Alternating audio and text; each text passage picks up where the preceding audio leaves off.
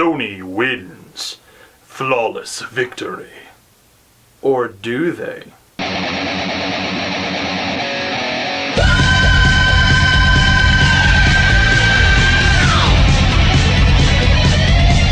Hey there, Internet. Welcome to another episode of Devil's Advocate. I'm Mark Donica. The end of Day 0 brought the Sony press conference, and the beginning of Day 1 brought the Nintendo Direct conference. After the Xbox One event, all eyes were on Sony to make sure that they were in the gamer's corner. They reviewed the strong first and third party titles that were coming out for the PlayStation 3 until the end of the year, before going into PlayStation 4. They showed a lot of indie love by showing a lot of demos for things that are going to be available on PlayStation 4 either at launch or in the launch window. Sony was already riding high, and then they got everybody's attention by revealing that Final Fantasy Versus 13 was going to be rebranded as Final Fantasy 15, and that Kingdom Hearts 3 was finally announced. Now, it came out later that both of those titles are going to be available for the Xbox One as well. They've been known as PlayStation franchises, so I guess it's cool that they're on Xbox One. Square Enix got to make that money too. But after announcing that you didn't have to be online to play, there were no 24-hour check-ins, it was DRM free, you could trade in games,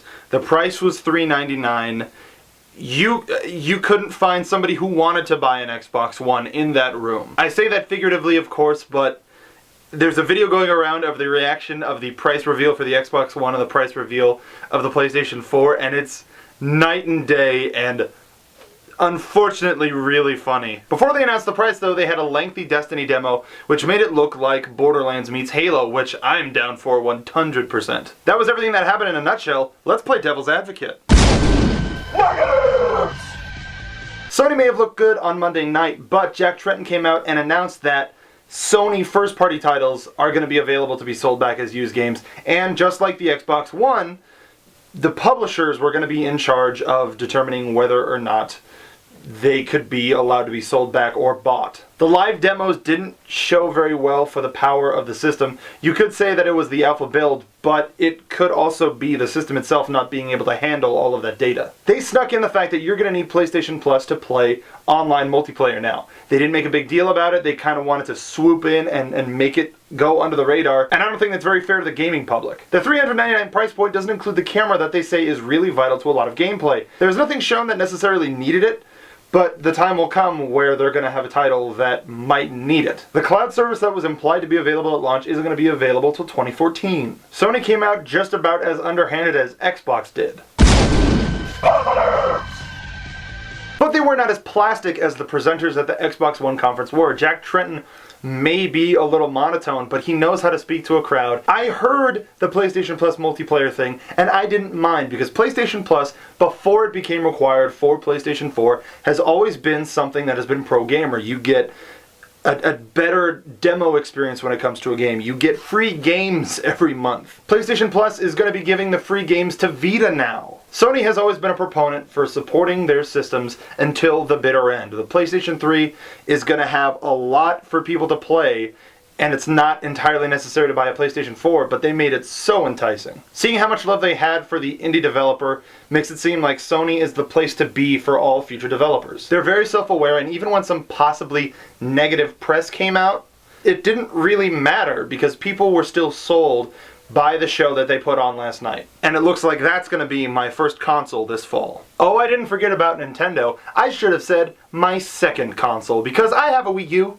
It's gathering dust. What did Nintendo bring to the table that could have possibly made me want to dust off the old thing? There was a lot that Nintendo could do to surprise their audience with the new 3D Mario title and from Retro Studios, whatever they were building. Super Mario 3D World looks really boring and generic. When they announced that it was going to be the Mario Galaxy team, I was hoping for another star hunting adventure. We've been getting too much similar Mario gameplay, and I wanted a refresher, and we didn't get it. They showed off Mario Kart 8, which is anti-gravity now. Aside from that, nothing's changed. They showed off Wind Waker, which looked really pretty, but it isn't something that I want to rush out and get, unlike the Wonderful 101. Then the time came for Retro Studios to show off what they had been building, and it was another goddamn Donkey Kong Country. Retro did a great job with Donkey Kong Country Returns, and I haven't played the 3DS port yet, but I'm sure it's more of the same goodness. With that SKU fresh in our minds, the obvious choice would be to go in another direction as opposed to continuing in that vein. But the moment everybody was waiting for was for the first view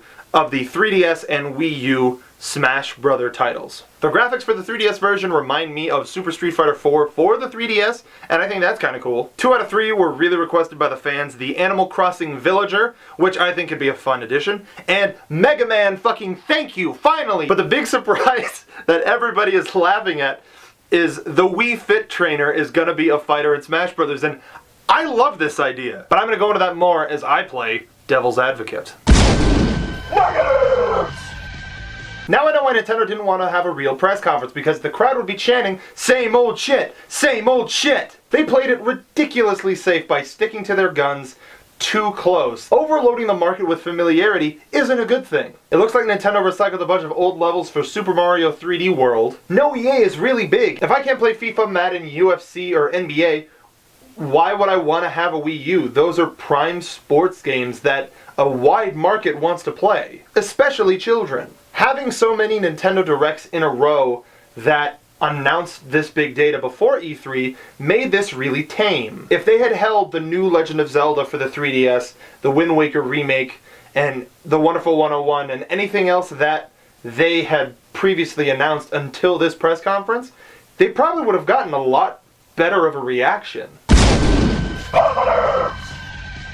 I think going with a pre-recorded Nintendo Direct was a smart move. We saw with previous press conferences where demos didn't work, people were ad-libbing, there were problems with mics. They had total control and showed us exactly what they wanted to show us without anybody making fun of My Body Is Ready, the Wii Music drumming guy. Any awkward things that could have happened on stage were eliminated. Pokemon looks strong, adding a new type helps add in some variety. They're showing good third-party support. I'm thinking of getting Watch Dogs for the Wii U, and Bayonetta 2 looks good, Wonderful 101. There's some good showings here, and hopefully it inspires more creators to utilize the Wii U as a platform. This is a great way to show off Smash Brothers. I think that Mega Man had a greater impact than Snake. I think the inclusion of the Wii Fit Trainer, while baffling to some, is genius, because the Wii Fit franchise is one that they have been pushing really hard. Remember what we were saying about Mr. Game & Watch and the Ice Climbers, even Rob. Characters like this work, and I'm excited to see what other off-the-wall or unexpected characters arrive in the Smash series. I totally trust Sakurai and his team.